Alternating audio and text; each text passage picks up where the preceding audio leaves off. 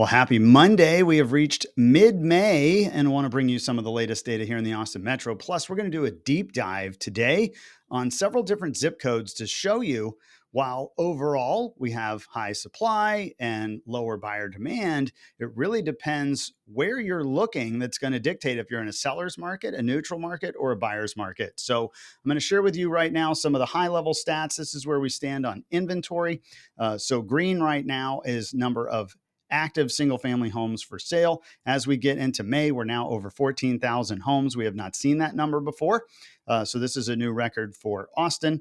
If I go back to July of last year, we peaked out last year around 13,700. So we have more homes for sale this year than we did at this time last year. The sales right now, we're still too early to record those. If we look back in April, sales were down just a squeak off March, but again, there might still be a few more getting reported into the MLS. So pay attention to that. This is historic sales price trend. So this is the median home sales price over the last 12 months. And you might notice what looks like a surprise. You've got a nice climbing median sales price in the spring. It's not abnormal. Every year, we see the median sales price go up in the spring. You typically have more buyer demand and more sellers. But if I go back to last year in July, we were about 445,000. This year we're sitting around 474. But my prediction is it's because maybe the upper end of the market is selling. Those prices are holding up a little better compared to the downside. And I'll show you some of that in the deep dive. This is going to be data from April. So April this year over April last year. So last year is the first column here. Our 2025 is here, and then here's the change. So total sales for April were down over 14% over last year. So all that means is fewer buyers wrote contracts and closed in April. Really March, for the most part, March buyers, but you've also got some early April buyers that closed in April, but that's down about 14%. New listings are up about 11%. Active listings are up 21, almost 22%. So again, a lot more sellers, fewer buyers. If we look at the average sold price, identical, didn't move even 0.1%. So the average sales price neck and neck with last year. Median sold price down a little bit. And again, this is data still coming in, but down about 2%. Average price per square foot down about 1%. Very negligible, not that noticeable, but days on market up. So we have higher inventory in April. We have more listings and lower buyer demand. That's kind of the overall. But let's dig into the numbers to show you that even though the market as a whole has these stats, it's different everywhere. All right, so this is the Austin Metro. Look at this meter in the middle, and we're going to watch that as we go through some different areas. So this is all 5 counties at this exact moment. How much inventory do we have? So here's a way that I explain inventory to my clients, and I'll explain it to you. So when you see 5 or 6 months of inventory, what does that actually mean? Well, one definition is that, if no new listings hit the market, the pace of sales, the pace at which buyers are buying homes, it would take almost 6 months to buy them all out if you had a continual pace of sales. A different way that I put it to my clients, which might be easier to think about, is if you have 5.8 months of inventory, that means you have 5.8 sellers for every 1 contract that's going to get written this month. Okay, so you have 5.8, almost 6 sellers for every 1 contract that's going to get written and closed this month. So again, this is Austin total. If we look down here at supply, way above the 10-year average. The 10-year average are the gray lines, the gray bars. The dotted lighter line is last year's inventory. And we can look at this year, way above last year. And I already said we're above 14,000 homes. Now, if I look at demand, it's not terrible. It's a little below historic average, but it's in line with last year. And of course, maybe a little bit below. But, we've got enough buyer activity, but we really have lots of sellers. But this is Austin proper. Let's start digging into some different zip codes, and you're going to see big differences in the stories. All right, so this zip code is called 78739. This is Southwest Austin. This includes neighborhoods like Circle C and Avanya, stuff like that. Kind of a above median price point, really good public schools. Well, look where they are. They're more in a seller's market. They have less than 3 months of inventory.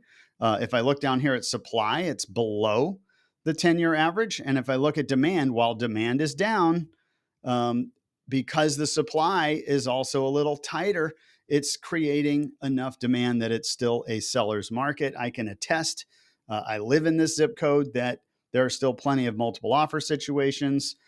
You're still having buyers bid on the best properties in that area and sometimes bid them up. So that's where we're looking there. If I look down here on appreciation, obviously it is softened. We'll see that around most of the market from 2022 just because everything kind of peaked out on that. All right, so pay attention to this. This is a seller's market. You want to see a big extreme swing? Let's go downtown. So this is downtown, literally, all the big tower condos, stuff like that. You have almost 19 months of inventory. Ouch. So this is, think downtown condos for the most part. You've had so many changes downtown. You've had COVID. You have a lot of new supply. The prices went up. Maybe jobs aren't coming fully back to downtown yet. So what happens is you just have a massive upswell in supply. So if we look back at last month, we had 263 listings. Typically, we have about 130. And during the pandemic, we had like 29. So we're 10x what we saw in the pandemic on supply. If I go over to demand, they're doing okay. Their demand is in line with the 10-year average, but that's about 25 sales a month. And we have 263 listings. So if you're selling a downtown condo right now, it's 19-1 sellers to buyers. Ouch. That one hurts. All right, let's go. Let's see. Where am I going? Let's go to Round Rock. This would be 78664. This is going to be West Round Rock. That's fine. It's a balanced market. It's pretty typical, 4 months of inventory. This is a steady market where you're going to see the best homes and, priced well, might still get multiple offers, or we'll get a quick sale within that first month. Some homes are going to have to price reduce and kind of make some adjustments. And other homes may really sit around for a long time, depending on, how much competition is in their neighborhood. But these typically are good schools, kind of a desirable area. And so West Round Rock, again, Avery Ranch, Brushy Creek, but look at supply, way up. So high supply and demand is below average. So this is why this would be hot enough that you would make it a pretty serious seller's market, but it's starting to slow down a little bit. But again, still a balanced market. This is West Round Rock. We're going to go to East Round Rock. 665. This is east of I-35. Lots of newer construction, kind of popular areas. We have a lot of clients that live over in this area. So supply, again, way up. But again, balanced market. It probably feels like a buyer's market to people because we're not used to seeing 4 and 5 months of inventory. But this is considered a more balanced market. And again, demand is down a little bit from the peak where we saw over 100 sales a month. Now we're down to about 88 sales a month, but not terrible, not terrible. All right, we're going to go to a couple more spots. Let's see. I wanted to go down to Kyle. So this is south. Kyle's an interesting story. So you might look at this and go, oh, okay, it's still in the balanced market, but it's going to feel like two different markets. So you have tons of new construction in Kyle.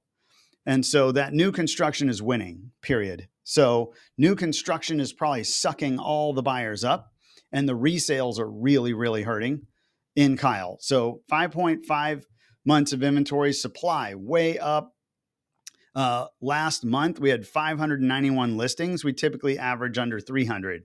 So you've got almost double the amount of homes that were for sale. Back in 2021, you had 65, and now you have almost 600. So 10x.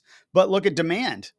Look at Kyle cranking on demand, way above the 10-year average. We sold 169 homes, almost peaking out on a record, which was last year 178. So they're selling. Okay, Kyle's selling. Lots of new builds, especially on that east side of Kyle where the land is, building new builds all over the place, but it's bringing the price down.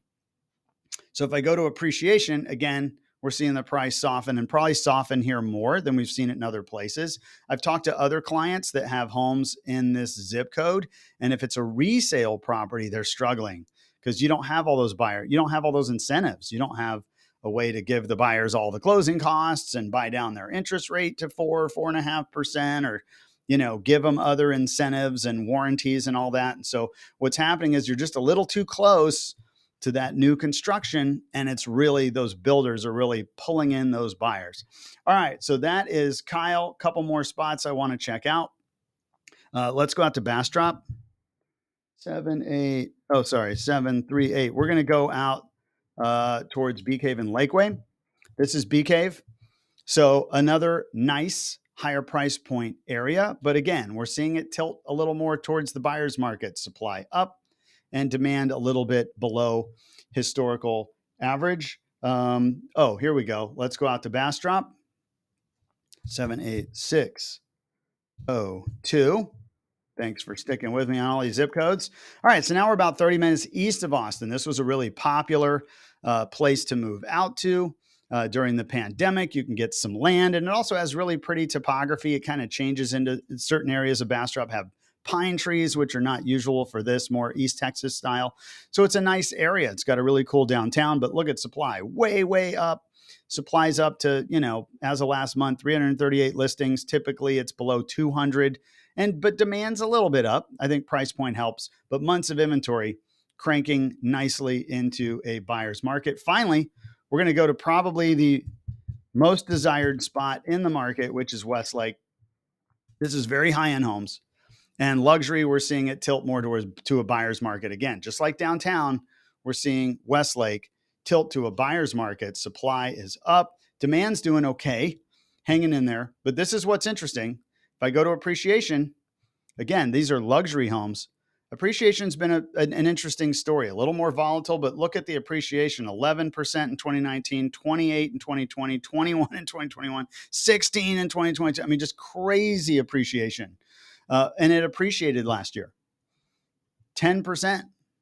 So they've really held up. If I go back to like 2018, the median price point was below $1 million. It got to $1 million by 2019. Well, now it's 1.775. Highly desirable area. It's got its own school district. Very nice area, but you have a lot of new construction too. And I think that is what's tilting it towards months of inventory. And of course, the price point is up almost $800,000 in 6 or 7 years. So even if you are wealthy or to do, it's still more expensive, and that's really going to slow down buyers there. Anyways, you can see in the market, depending on where you're looking, you could be in a seller's market, a medium market, or a buyer's market. So pay attention to that. We'll run those numbers. Let's look at mortgage rates. Pay attention to this week. So over the weekend, the White House got kind of some tentative progress on the deal with China. That is going to take some pressure off of the markets. It's going to make people think like maybe consumers will spend a little more. Maybe businesses won't fire as many people. That's all good news. The downside of that, though, is it makes the bond market and the Fed feel like, hey, that might keep inflation up. So I expect we're seeing the 10-year Treasury go up this morning. We might see interest rates get back up to about 7% this week. So we'll see. There's a lot of data that's going to come out this week, but pay attention to that. My gut tells me at least today we're going to see interest rates go up. Let's see how it plays out for the week. All right, a few final stories. Here's how much Austinites are spending renting instead of buying. So typically it's going to be about $1,000 difference. So the study finds revealed that Austin homeowners spend a median of about $2,700, almost $2,800 on their monthly housing costs. Renters spend about $1,700. This is not abnormal. This is what you find in a lot of big cities. But of course, with the cost of home ownership going up, that's insurance and taxes, not just the price. That's what's creating that gap. It's also why we're seeing kind of the number of renters climb a little bit compared to home buyers right now. So I don't know if that's ever going to shrink, but pay attention to that too. That drives kind of buyer demand in the market. Finally, there is a surf park. I mentioned this probably a couple weeks ago. Kelly Slater, famous surfers, building this surf park in Southeast Austin. And basically they're trying to build these super elite high-end homes around it, make it like a private club. So Matthew McConaughey, Tony Hawk, there's a couple other people that have thrown their name on this, but I don't get it. All right, so look at this. This is what it looks like right now. It's just dirt. It looks like a cow pasture. So basically, this is going to be a very high-end resort community. It's going to be very exclusive, but if you know the Del Valle area, there's not going to be a lot around it. So there's not going to be a lot of restaurants or stores or anything like that. You'll be fairly close maybe to the Formula One track. But hey, if you want to buy some really expensive dirt next to a wave pool, give me a ring. Anyways, if you are a seller right now, you've got some good news. Well-priced properties, the market's kind of holding up, even with the high inventory. We're not seeing the median values collapse. We're actually seeing them hold up fairly well. But it's all about competition. So we've just got lots and lots of homes on the market. So we've got to make sure we're priced really well.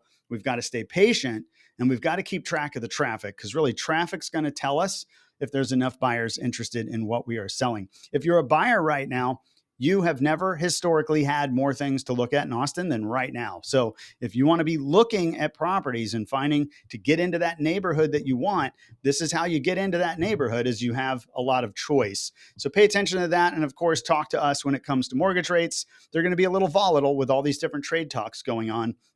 So pay attention to those.